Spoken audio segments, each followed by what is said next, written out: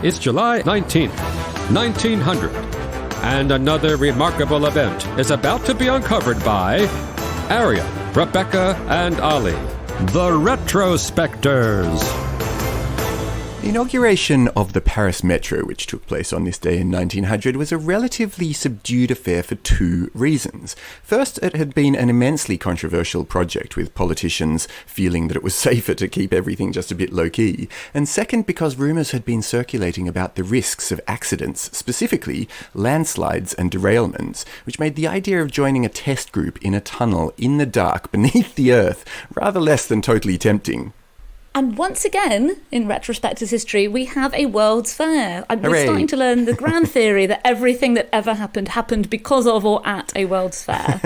And the Paris Metro opened during the 1900 Exposition Universelle, and also making their public debut at the World's Fair were the escalator, the travelator, talking films, electric cars, and Matryoshka dolls, the Russian nesting dolls. You'd think Paris would be almost embarrassed to open their subway so late. This was 37 years after the London Underground. It was after Budapest. It was after Vienna. But the fact that they went last meant that ultimately they were able to create an electrically driven network right from the beginning, whereas in London we had to convert ours from steam to electricity at this point in time.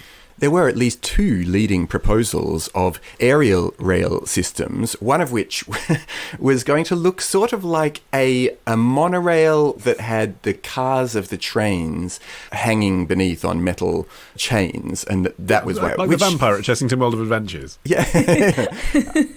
And another one that was just a more straightforward train, but elevated in the sky. And ultimately the reason that those didn't go ahead was that it just would have been too expensive to buy up the required land to have an above-ground systems. But even then, what delayed it was that the city of Paris had long-standing poor relationship with the national government, and they really didn't want the state-owned rail firms to have anything to do with the project. And obviously the state rail system already had several terminals in Paris, and then you had all of the stations around it, so their proposal was, hey, why don't we just build it? But Paris was like, no, we want this to be our thing, to the extent that they said, in fact, we're actually going to build it on an alternative gauge. We're not going to use a normal track gauge. We're going to use a different one to make sure that no national trains can ever run on it.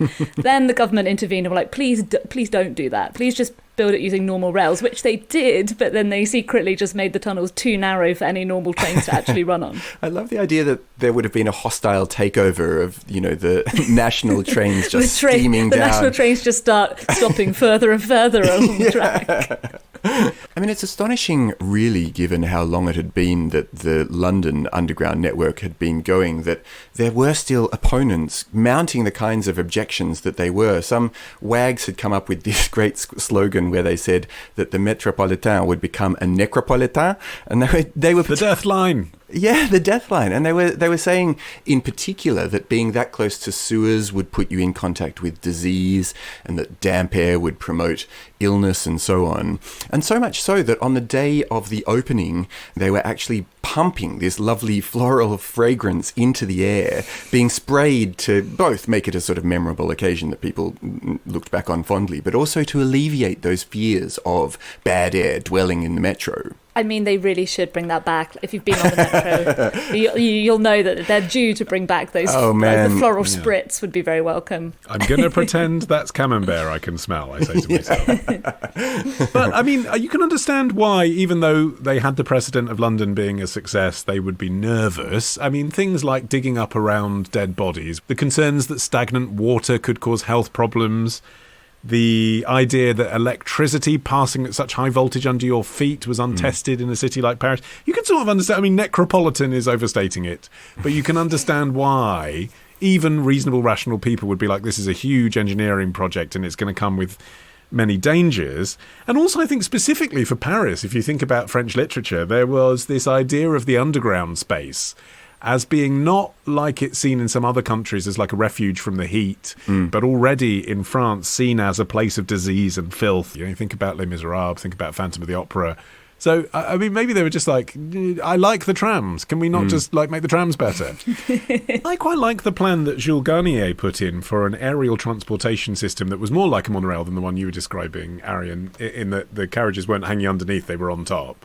So something similar to what you see in Chicago, where parts of the subway come up above street level, but the whole way around Paris never going underground. And the idea would be that the track would have a pedestrian walkway underneath to give you like shelter from the rain, which all sounds kind of reasonable until you start thinking, yeah, but what about the train going in the other direction? So the plan then was to have the track going in the reverse direction directly above. So you'd have like a 15-foot tall roof, which was the pedestrian walkway, and then above that you'd have the train going north, and then 15 foot above that you'd have another track with a train going south. It would have been just the noisiest place to be, especially considering how close together all of the metro stations have ended up being. And so precisely because of all these deliberations about exactly what was possible and practical, work didn't actually start until October 1898, which meant that it only took 20 months to complete Line 1, and that was the goal, was for Line 1 to be ready in time for the World's Fair. Which is astonishing. That really puts Crossrail in context, doesn't it? Like it's taken them 20 years and they haven't had to build it with pickaxes and shovels. Well, they were very motivated to get it done. Line 2 would take 3 years, so obviously, they were really pushing through the first one. And the civil engineer in charge, the Brunel of the project, was Fulgence Bienvenüe. And like Brunel, he had come hair-raisingly close to death on the job. He lost his left arm in a construction accident as a young man. And because he had this time pressure behind him, rather than using the shield method of tunnelling, we talked about it a bit in the Thames Tunnel, but it's basically where you drill a big hole down and then you sort of push across in a covered device that stops the tunnel from collapsing. He used the much quicker cut and cover method. Basically, you dig a really, really deep ditch, you pad out the tunnel and then you cover it again, which is a lot cheaper and faster to do than the shield method, but it also results in a much shallower result. So London has a deep level tube system and Paris is much closer to the surface. You might have noticed that you can get phone signal on the first time I was on the metro and someone rang me, I was literally looking around thinking I was in some kind of thriller. I was like, oh my God, it's the government. I've been selected by MI5. That's the only way a phone call could reach me on the tube. But no. By the way, Bienvenue's accident wasn't just any engineering-related accident. He actually had his left arm amputated after falling on train tracks, which I thought that would be the end for me and anything to do with any sort of train work. So he's a particularly brilliant guy and went on to supervise the construction of the Paris Metro for more than 3 decades, actually, only finally retiring in the 30s. Yeah, he came up with this great solution, actually, for the potential of flooding as well, which was this artificial reservoir underneath the Opera House, so that there was an excess there. And indeed, the first accident on the metro was not flooding. It was the opposite. It was a fire, and it occurred not that long after opening, actually. It was in August 1903. It's often called the Couronne disaster, after the station where most of the deaths took place. And basically what happened, it's quite technical, but the gist of it is that there was a short circuit on a train, started a fire, but everyone underestimated how bad the fire was. They evacuated the passengers, and the driver was attempting to get the empty train to the end of the line, but then suddenly the fire just went completely out of control, and the crew had to abandon the train and flee for their lives.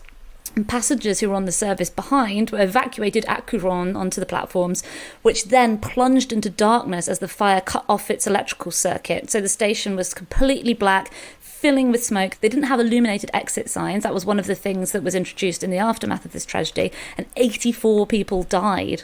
And that story really, for me, highlighted the extent to which that initial reluctance had dissipated by this time. Even in the first year, with people saying, I don't ever want to go on this. And the fact that in 1903 you have this massive and terrifying fire with those sorts of details that you were sort of sketching out there, and people still went, actually, no, let's plunge on with extending the metro in the ways that we've already planned, speaks to the fact that people had got used to this idea that you could get from one side of Paris to the other in a comparatively short time, and that the system worked the way they imagined it, if not better. I mean, it was never going to keep up the momentum of the excitement that Parisians had on this day, going from one end of Paris to another in 30 minutes. 16 million metro tickets were sold in 6 months.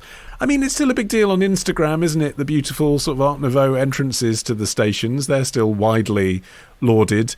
But generally, it's become seen as, I guess, just a fact of life, like an unremarkable fact of life for Parisians. There's the phrase metro boulot dodo, which means you live to work. I go on the metro, I go home and I go to sleep. And those original Art Nouveau entrances were designed by Hector Guimard. He designed them out of cast iron and glass, and it was partly intended to alleviate Parisian fears that these new stations would bring ugly industrial architecture onto the streets of Paris. So instead of, steel and concrete, you had these curved cast iron shapes, you had glass, and you had that kind of floaty calligraphy you see on the signs. But not everyone was a fan. At the time, André Allais, writing in Le Temps, said that it was confusing to little children who are trying to learn their letters and stupefying to foreigners. That's like my headmistress who wouldn't let us watch Neighbours because it breaks the I before E rule. Tomorrow. Plunging 8 foot directly onto his broken knee, which instantly dislocated it and tore Yeah, two you could hear it squish. Love the show? Support the show. Patreon.com/retrospectors. Part of the Acast Creator Network.